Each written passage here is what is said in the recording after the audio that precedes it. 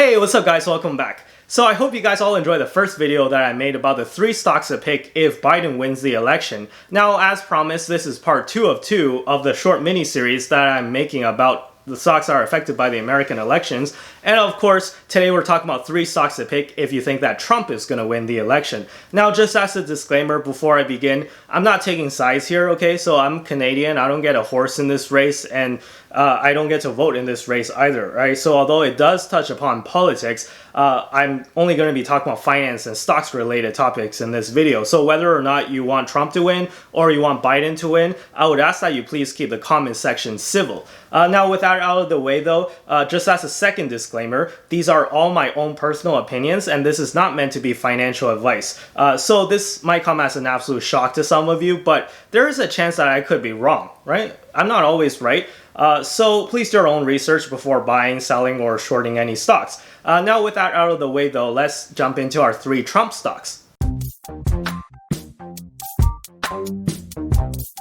Quick pause. All the stocks we're going to be talking about today are available on Wealthsimple Trade, which is Canada's first and only commission-free trading platform. And right now you can get $10 when you deposit and invest your first $100 if you use the sign up link down below in the description. Also, if you prefer something more automated, the tool for that is Wealthsimple Invest. And the sign up bonus for that is $50 when you deposit and invest your first $500. Link for that is also down below in the description. Now, the first stock on this list is probably not a surprise to a lot of you. It is Lockheed Martin, ticker symbol LMT. Now, you guys probably have heard of what Lockheed is and know what it is already, but in case you don't, they make weapons and defense systems. And by weapons, I don't mean like guns, I mean like large-scale war machines like fighter jets and missile defense systems. So in particular, they have 4 business segments, which are aeronautics, missile and fire control, rotary and mission systems, and space systems. So in fact, the famous F-35 and F-22 fighter jets, which I'm sure a lot of you have heard of because they're pretty famous, and a lot of you might even recognize photos of it that I'm going to put up right now, they are both designed and manufactured by Lockheed Martin. So Lockheed is on the list of Trump stocks because it's always the Republican side that's pushing for increased spending on military, and Trump is of course no exception. Now, it's not like if Biden wins, the US will all of a sudden stop spending money on military, right? I think hell would freeze over the day that the US stops spending big on military, but traditionally it is the right-wing side of the political spectrum that is way more supportive of the military. And when Trump won the election back in 2016, all the defense stocks reacted accordingly, and if you owned Lockheed Martin or any other defense stocks before then, you probably would have made some decent money heading into the election in 2016. Especially, I think that most people weren't even expecting Trump to win in 2016, so that came as a positive shock surprise to like the defense industry as a whole. Now, looking at the balance sheet and cash flow of Lockheed, there's nothing really to complain about here. They have $3.5 billion of cash and cash equivalents on the balance sheet. Currently, the current ratio is above 1. They're also bringing in almost $8 billion in operating cash flow in the past 12 months. Not to mention, they've also managed to beat earnings every quarter in the past 4 quarters. As well, analysts are expecting the decent growth in the company. Now, I don't know how accurate Seeking Alpha is, but according to Seeking Alpha, Lockheed is expected to grow revenues by 8% next year, while the rest of the industry is only expected to grow by less than 1%. Now, I take this with a grain of salt because I'm not really sure what Seeking Alpha is comparing to, like in the sector median portion of that comparison, so I'm not sure what companies are included in that section. But I think it's safe to say that the 8% figure on Lockheed specifically should be relatively accurate if analysts are accurate because they're taking it from analyst expectations, right? So I would say that expected 8% growth in revenue is actually not that bad. And all in all, I think that this is a very solid company. And honestly, I think they will do well regardless of who wins the election. But I think if Trump wins, they'll do even better, right? So anyways, that's stock number 1. Now for stock number 2 on this list, my next pick is Southwest Airlines, ticker symbol LUV. So Trump has been the biggest advocate for reopening as soon as possible, and you can bet if Trump gets elected that the travel companies will benefit a lot.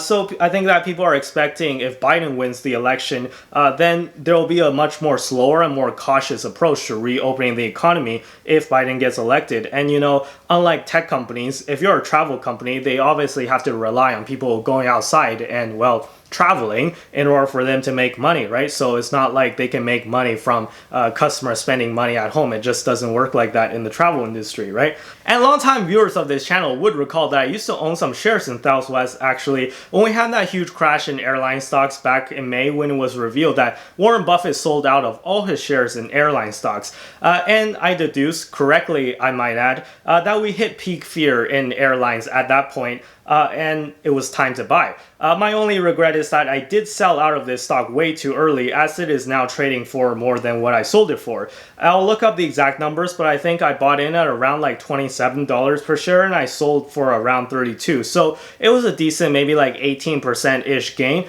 However, it's not as big of a gain as it could have been. At the time, I was thinking that travel stocks might dip again if we have a second wave of the Roni. And it looks like I got the second wave part right, but I got the stocks dipping part wrong. So, you know what? It is what it is. I was only half right, but half right doesn't count, right? But I still stand by what I said earlier, though, which is that I still believe that Southwest Airlines is the best airline in the United States. And buying travel-related stocks is risky right now, especially airlines and cruise lines. But if you are going to buy airline stocks, you should probably consider Southwest. Now, don't make the mistakes of thinking that all airlines are the same, right? Because if you look at the balance sheet of Southwest, it is significantly better than the balance sheet of, for example, American Airlines. Now, I'm talking about cash position to debt and current ratio and all of that jazz, right? And yes, I know that you're going to argue that airlines will get bailed out by the government, so why does it matter, right? Why does balance sheet matter when they're not going to go bankrupt anyways because the government's got their back? And maybe that's true that the airlines won't go bankrupt, but if you're really going to hold a stock for the long term,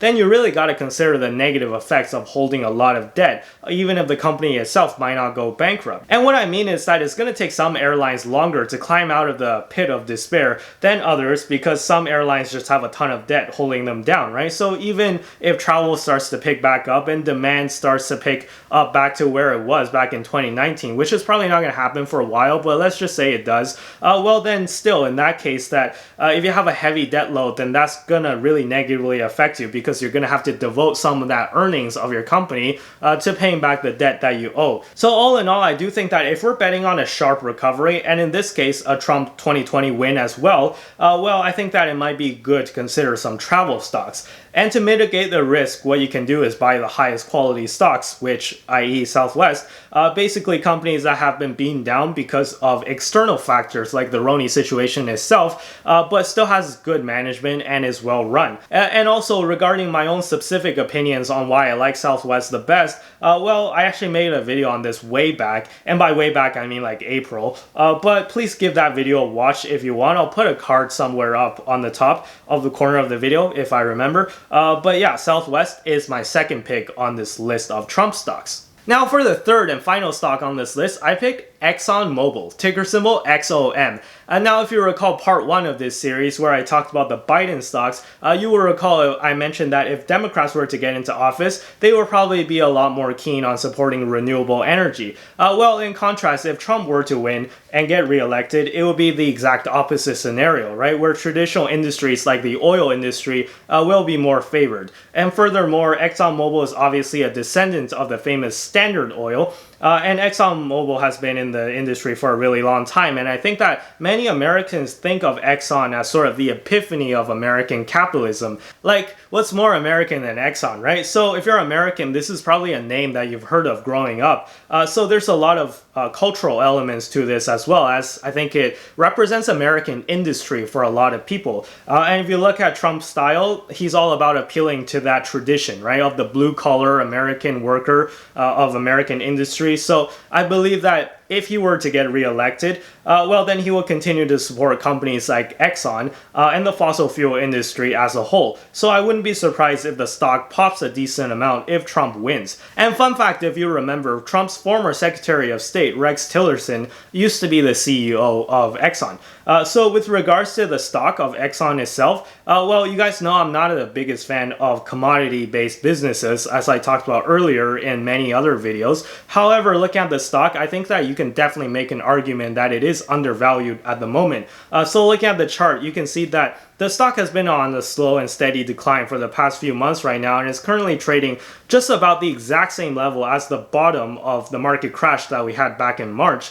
So this is actually one of the only few major companies that I've seen that you can still get right now for pretty much the exact same price as we had back in March. And part of the reason why the stock is going down so much is obviously the Roni situation, but even before then, the oil industry had already been suffering from a lack of growth, and the Roni situation causing places to shut down and travel to shut down and commuting to almost stop. Well, that's certainly dealing a heavy blow to an already declining industry. In fact, analysts are expecting the company's revenue to decline 30% this year. And yes, although they are expected to bounce back a lot next year, that's only because their revenues have fallen so much already that it's not going to be hard for them to post numbers and post an increase compared to what it is right now. A little bit of good news though, as a result of the crashing stock price, the yield on this stock right now is at a whopping 10.6%. We'll have to see if they are able to keep up this dividend, as it seems riskier than it has ever been. And frankly, I wouldn't be surprised if it gets cut at some point. However, hopefully they don't. They do have a long history of paying out their dividends consistently. And not only do they have a long history of paying out their dividends, they also have a history of growing it every year. And according to Seeking Alpha, they've grown it consistently every year for the past 38 years. So it would really be a shame if they have to cut it. If you're a current shareholder already, there is some short-term good news as well, as it was just announced that there will be a dividend for this upcoming quarter, and it's going to be payable on December 10th. So it's going to be for the same amount as the dividend last quarter, which is 87 cents per share.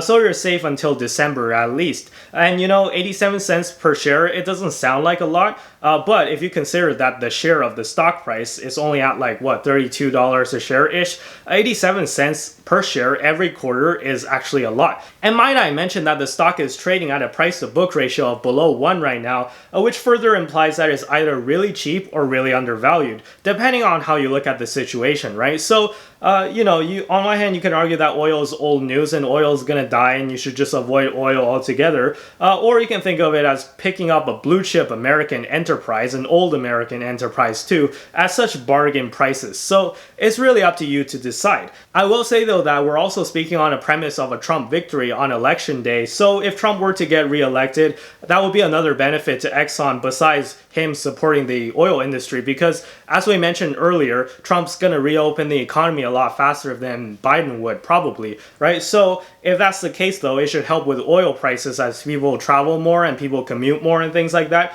So higher oil prices should definitely help out Exxon as well. So anyways, those are my 3 picks for stocks to pick if Trump wins the election. And yeah, let me know what you guys think down in the comments below. Are they good picks? Are they bad picks? Let me know. And lastly, happy election day soon for all my American viewers. Please vote in this election if you can vote.